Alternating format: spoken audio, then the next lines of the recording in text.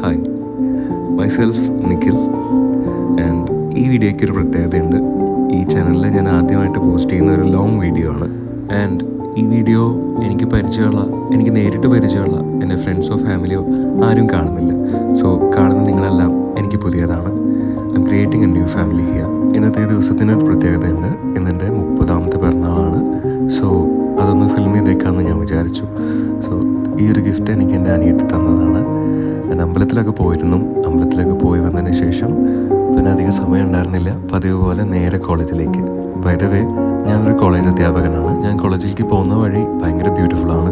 അതുകൊണ്ട് അതും കൂടെ ഒന്ന് ഉൾപ്പെടുത്താമെന്ന് വിചാരിച്ചു. കോളേജിൽ ഒരു തിരക്ക് പിടിച്ച ദിവസത്തിനിടയിലും എൻ്റെ സ്റ്റുഡൻസ് ഒരു കേക്കൊക്കെ ആയിട്ട് വന്നു. I was so happy. ഒരു 5:30 ആകുമ്പോഴേക്കും വർക്കൊക്കെ കഴിഞ്ഞ് ഞാൻ ടൗണിൽ തിരിച്ചെത്തി. And this is Sumesh. നമ്മൾ ക്രൈസ്റ്റ് മുതലുള്ള ഫ്രണ്ട്സാണ്. കൊളീഗ്സ് ആയിരുന്നു, പിന്നെ ഫ്രണ്ട്സായി.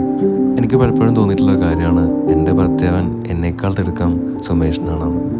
എനിക്ക് സർപ്രൈസുകൾ തരാനും ഗിഫ്റ്റ് തരാനും ഒക്കെ ആയിട്ട്. തൃശ്ശൂർ റൗണ്ടിലെ മിങ് പാലസിലെ അമേരിക്കൻ ചോപ്സാണ് എൻ്റെ ഫേവറേറ്റ്.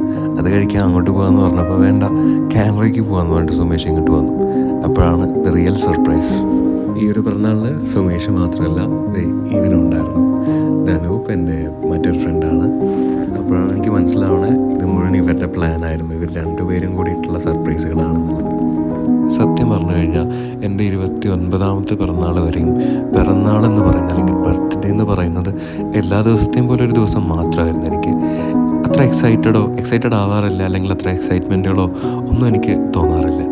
പക്ഷേ ഈ ഒരു പിറന്നാൾ മേ ബി 20കൾ കഴിഞ്ഞു 30കളിലേക്ക് കാലെടുത്ത് വയ്ക്കുന്നതുകൊണ്ടായിരിക്കാം എനിക്ക് തോന്നി ഈ ഒരു ദിവസം, അല്ലെങ്കിൽ എൻ്റെ ഈ ഒരു 30ാമത്തെ ബർത്ത്ഡേ അതെന്തോ സ്പെഷ്യലാവാൻ പോവുകയാണ്, അല്ലെങ്കിൽ അങ്ങനൊരു ഫീൽ എനിക്കുണ്ടായിരുന്നു.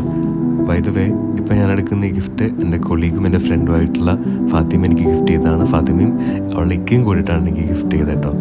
ആൻഡ് ഇനി തുറക്കാൻ പോകുന്ന ഗിഫ്റ്റുകളെല്ലാം സുമേഷ് എനിക്ക് തന്ന ഗിഫ്റ്റുകളാണ്. ഞാനും സുമേഷും ഫ്രണ്ട്സായതിനു ശേഷമുള്ള എല്ലാ ബർത്ത്ഡേക്കും സുമേഷ് ഇങ്ങനത്തെ ഒരു ഗിഫ്റ്റ് കൂടെ എനിക്ക് തരാറുണ്ട്. അതായത് സുമേഷിനറിയാം എനിക്ക് ഈ ചെറിയ ഗിഫ്റ്റുകൾ, അല്ലെങ്കിൽ ചെറിയ ഷോക്കേസ് പീസസൊക്കെ എനിക്ക് ഭയങ്കര ഇഷ്ടമാണ്. എനിക്കെന്തോ അതിനോട് ഭയങ്കര ഇഷ്ടമാണ്. അപ്പോൾ അതുകൊണ്ട് തന്നെ ഏതൊരു ബർത്ത്ഡേക്കും ഇങ്ങനൊരു ബോക്സ് ഫുൾ ഓഫ് ചെറിയ സാധനങ്ങൾ, വളരെ ക്യൂട്ടായിട്ടുള്ള വളരെ ചെറിയ ഗിഫ്റ്റുകൾ എപ്പോഴും സുമേഷ് ഉൾപ്പെടുത്താറുണ്ട്. ആൻഡ് ഇത് മറ്റൊരു ഗിഫ്റ്റാണ് സുമേഷ് തന്നെ. ഇത് നമുക്ക് പെന്നൊക്കെ ഇട്ട് വയ്ക്കാൻ സാധിക്കുന്ന തരത്തിലുള്ള ഒരു പൂച്ചയുടെ രൂപത്തിലുള്ള സംഭവമായിരുന്നു. ദെൻ ഒരു വാച്ച് ഉണ്ടായിരുന്നു.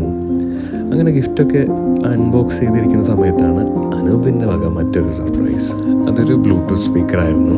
അത് ലൈറ്റൊക്കെ കത്തുന്ന നല്ല അടിപൊളി ഒരു ബ്ലൂടൂത്ത് സ്പീക്കറാണ് കേട്ടോ. ദെൻ നമ്മൾ ഓർഡർ ചെയ്ത ഫുഡൊക്കെ എത്തി. എന്നോട് ആദ്യം ഫുഡ് കഴിക്കാൻ പറഞ്ഞു. എൻ്റെ പിറന്നാളല്ല, അപ്പം ഞാൻ ആദ്യം കഴിച്ചു തുടങ്ങണമെന്ന് അവരുടെ ഒരു ആഗ്രഹം. എന്നാൽ ശരി, ഞാൻ തന്നെ സ്റ്റാർട്ട് ചെയ്തേക്കാന്ന് വിചാരിച്ചു. 3 പേർക്ക് കഴിക്കാൻ വേണ്ടി വാങ്ങിച്ച ഭക്ഷണം ഏകദേശം 4-5 പേർക്ക് കഴിക്കാനുള്ളതുണ്ടായിരുന്നു. സത്യം പറയാലോ, അനങ്ങാൻ പറ്റാത്ത അവസ്ഥയായി. പിന്നെ നമ്മൾ കുറേ നേരം അവിടെ വർത്താനം പറഞ്ഞിരുന്നു. ഗിഫ്റ്റൊക്കെ തരുമ്പോൾ അനൂപ് എൻ്റെ അടുത്ത് ചോദിക്കുന്നുണ്ട്, എടാ നിനക്കെന്താ സന്തോഷമില്ലാത്ത, എന്താ ഇവൻ്റെ മുഖത്തൊരു സന്തോഷമില്ലാത്തതെന്നൊക്കെ എൻ്റെ അടുത്ത് ചോദിക്കുമായിരുന്നു. എനിക്ക് കിട്ടിയ ഒരുപാട് ഗിഫ്റ്റുകളെക്കാളും എന്നെ അത്ഭുതപ്പെടുത്തിയത് എനിക്ക് ചുറ്റുമുള്ള ഈ കുറച്ച് മനുഷ്യർ അവരിടുന്ന എഫേർട്ടുകളാണ്. ഒരു മനുഷ്യൻ്റെ ഏറ്റവും പ്രധാനപ്പെട്ട ഒരു ദിവസം അയാളെ ഹാപ്പിയാക്കാൻ അവരിടുന്ന എഫേർട്ട്, അത് തന്നെയല്ലേ എൻ്റെ ഒരു ജീവിതത്തിലെ ഏറ്റവും വലിയ അച്ചീവ്മെൻ്റ് എന്ന് പറയുന്നത്.